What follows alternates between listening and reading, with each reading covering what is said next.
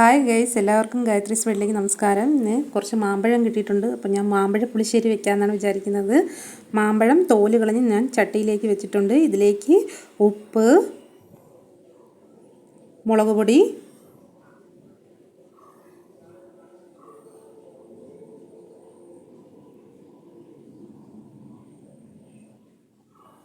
മഞ്ഞൾപ്പൊടി,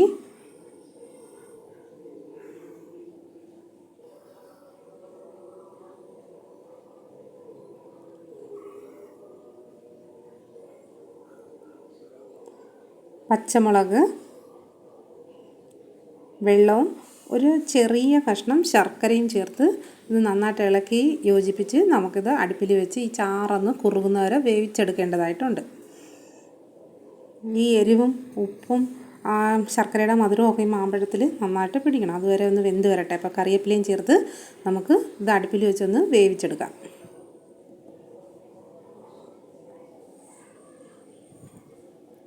അപ്പോഴേക്കും നമുക്ക് ഇതിനുള്ള അരപ്പ് തയ്യാറാക്കാം. അരപ്പിന് വേണ്ടത് തേങ്ങ,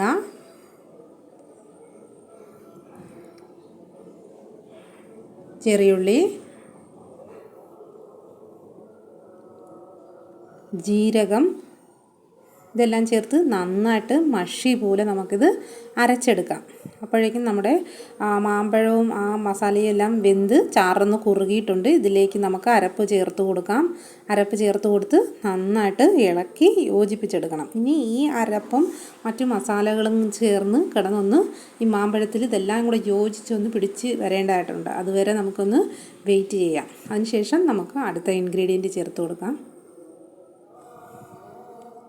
അപ്പോൾ തേങ്ങ ചേർത്ത അരപ്പും മറ്റു മസാലകളും എല്ലാം ചേർന്ന് നന്നായിട്ട് വെന്ത് കുറുകി വന്നിട്ടുണ്ട്. ഇതിലേക്ക് നമ്മൾ തൈര് ചേർത്ത് കൊടുക്കുകയാണ്. ഞാനിവിടെ ഉറയൊഴിച്ച് വെച്ച തൈരാണ് ചേർത്ത് കൊടുക്കുന്നത്.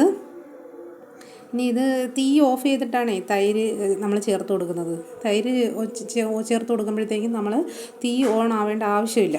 അപ്പോൾ തൈരും ചേർത്ത് നമ്മൾ നന്നായിട്ട് ഇതൊന്ന് ഇളക്കി യോജിപ്പിക്കുകയാണ്. ശേഷം ബാക്കി നമുക്ക് ഇനിയുള്ളത് കടുക് വറുത്തിടുന്നതാണ്. കടുക് വറുത്തിടുന്നത് വെളിച്ചെണ്ണയിലല്ല, നെയ്യിലാണ് നമ്മൾ മാമ്പഴ പുളിശ്ശേരിക്ക് കടുക് വറുത്തിടുന്നത്. പാൻ അടുപ്പി വെച്ച് ചൂടായിട്ടുണ്ട്. അതിലേക്ക് നമ്മൾ നെയ്യ് ഒഴിച്ച് കൊടുക്കുകയാണ്. നെയ്യൊന്ന് ചൂടായി വന്നപ്പോഴത്തേക്കും നമ്മൾ കടുക് ഇട്ട് കൊടുത്ത് കടുക് പൊട്ടി വന്നപ്പോഴത്തേക്കും ചെറിയുള്ളി അരിഞ്ഞത് ചേർത്ത് കൊടുത്തിട്ടുണ്ട്. ഈ ചെറിയുള്ളി ഒന്ന് നമ്മൾ ചെറുതായിട്ടൊന്ന് മൂത്ത് വരണം. അപ്പോഴത്തേക്കും നമുക്ക് അടുത്ത ഇൻഗ്രീഡിയൻറ്റ് ചേർത്ത് കൊടുക്കാം.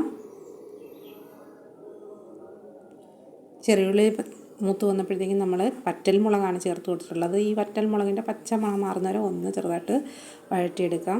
ഇതിലേക്ക് നമ്മൾ അടുത്ത ഇൻഗ്രീഡിയൻ്റായ തേങ്ങ ചേർത്ത് കൊടുക്കുകയാണ്. ഒരു 2 സ്പൂൺ തേങ്ങയും കൂടെ ചേർത്ത് ഇതിനകത്ത് ഈ വറവിൽ ചേർത്ത് വറുത്തെടുക്കണം. ഇതൊരു ഗോൾഡൻ കളറാവുന്നവരെ നമുക്ക് വറുത്തെടുക്കേണ്ടതായിട്ടുണ്ട്.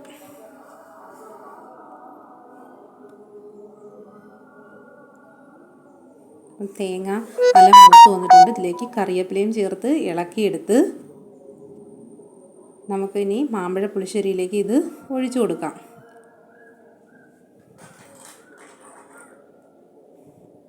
ഈ വറവ് നമ്മൾ മാമ്പഴ പുളിശ്ശേരിയിലേക്ക് ചേർത്ത് കൊടുക്കുകയാണ്. വറവ് ഇതിനകത്തിട്ട് നമ്മൾ നന്നായിട്ട് ഇളക്കി യോജിച്ചെടുക്കണം. അപ്പം നമ്മുടെ ടേസ്റ്റി എന്ന് പറഞ്ഞാൽ അത്ര ടേസ്റ്റുള്ള ഒരു റെസിപ്പിയാണ് മാമ്പഴ പുളിശ്ശേരി. എല്ലാവരും ട്രൈ ചെയ്ത് നോക്കണം. ഈ വറവ് ചേർത്ത് നന്നായിട്ടൊന്ന് ഇത് മിക്സ് ചെയ്തെടുക്കണം. ഇപ്പം നമ്മുടെ മാമ്പഴ പുളിശ്ശേരി ഓൾറെഡി റെഡിയായി കഴിഞ്ഞ്.